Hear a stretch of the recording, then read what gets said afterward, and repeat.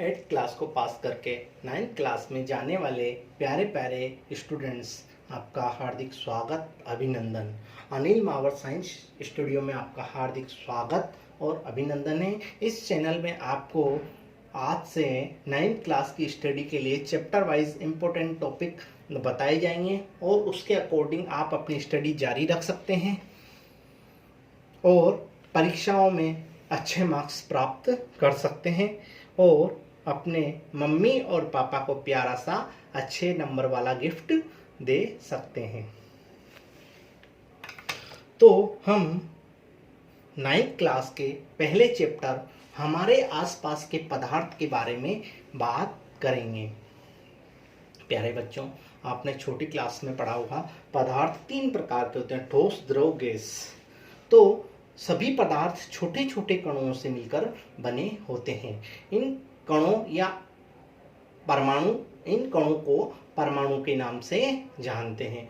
आपने पढ़ा होगा कि परमाणु में इलेक्ट्रॉन, प्रोटॉन और न्यूट्रॉन पाए जाते हैं।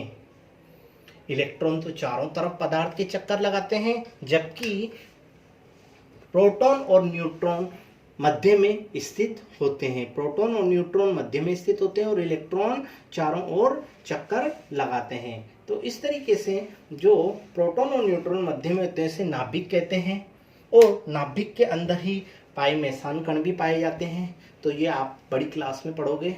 अभी हम पदार्थ के बारे में बात कर रहे हैं। तो पदार्थ छोटे छोटे कणों से मिलकर बना होता है और इन कणों को परमाणु के रूप में हम जानते हैं। तो पदार्थ कितनी अवस्थाएं होती है, इस चैप्टर में पहला टॉपिक, मेन इंपॉर्टेंट टॉपिक है पदार्थ की कितनी अवस्थाएं होती हैं, उसके बारे में बताइए। तो आप बताओगे आंसर के रूप में कि पदार्थ की 3 अवस्थाएं होती है। कितनी अवस्थाएं होती है? 3 अवस्थाएं होती है। पहली अवस्था ठोस, सेकेंडरी द्रव और टर्सरी गैस। पहली अवस्था ठोस। जैसा कि हमने बताया कि पदार्थ छोटे छोटे कणों से मिलकर बना होता है, तो ठोस पदार्थ छोटे छोटे कणों से मिलकर बना होता है। तो इस ठोस पदार्थ के कण आपस में पास पास होते हैं। इनके मध्य रिक्त स्थान बहुत कम होते हैं या न के बराबर होते हैं, जिसके कारण ये ठोस अवस्था में होता है। इनको दबाने पर ये इजीली नहीं दब पाते हैं। तो ठोस पदार्थ के कणों का आकार भी निश्चित हो गया और आयतन भी निश्चित हो गया।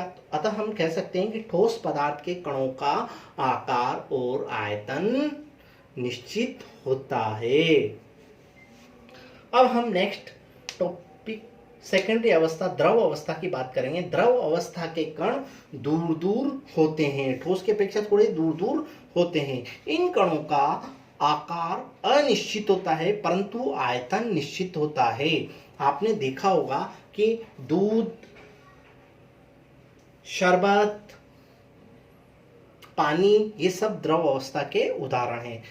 जब इनको किसी पात्र में डाला जाता है तो उस पात्र के अनुरूप ही अपने आकार को ग्रहण कर लेते हैं। तो ऐसे पदार्थ क्या कहलाते हैं? द्रव अवस्था के पदार्थ कहलाते हैं। इनके कणों की इनके बीच में दूरी अधिक होती है तथा इन कणों का आयतन तो निश्चित होता है परंतु आकार पात्र के अनुरूप बदल जाता है। जैसे कि हम दूध को जग में डालते हैं तो जग का रूप ले लेता है और भगोनी में डालते हैं तो भगोनी का रूप ले लेता है।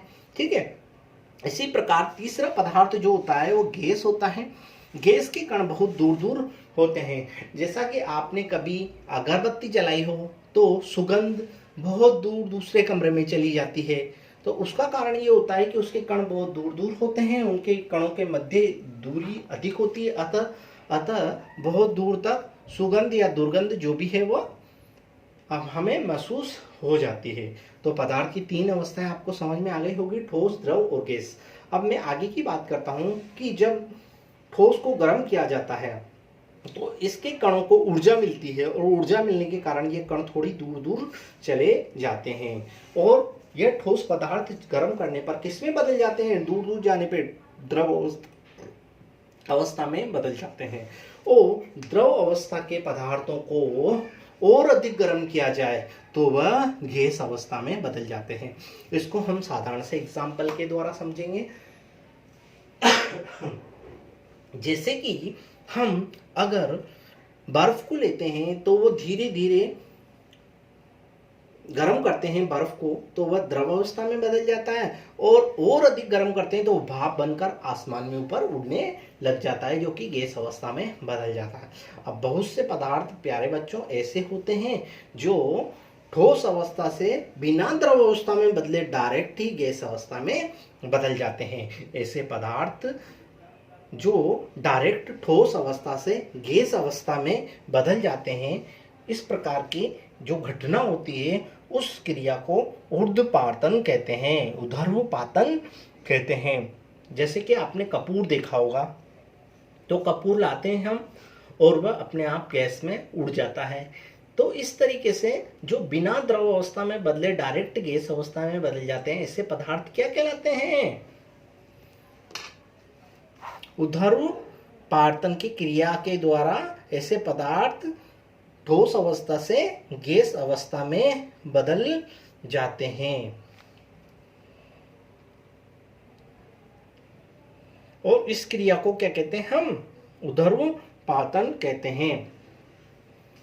तो इस तरीके से आपने देखा, ऊर्ध्वपातन को एक एग्जांपल के द्वारा समझ सकते हैं। कपूर या अमोनियम क्लोराइड को एक प्लेट के अंदर लेकर अगर हम गर्म करते हैं तो वह, और ऊपर एक कीप के द्वारा उसको ढक दिया जाता है, ऊपर रुई लगा दी जाती है, तो यह डायरेक्ट बिना द्रव अवस्था में बदले अमोनियम क्लोराइड किसमें बदल जाता है? गैस अवस्था में बदल जाता है। ये क्रिया ऊर्ध्वपातन कहलाती है। तो आपके दूसरा क्वेश्चन ये बनता है कि ऊर्ध्वपातन की क्रिया क्या होती है, तो आप अच्छे से इसका आंसर दे सकते हो। ठीक है। अच्छा, तो आपको अगर ये स्टडी अच्छी लगी हो तो लाइक करें, सब्सक्राइब करें और अच्छे मार्क्स प्राप्त करें। आपको बहुत शुभकामनाएं। Thank you very much. कल हम पढ़ेंगे नेक्स्ट टॉपिक।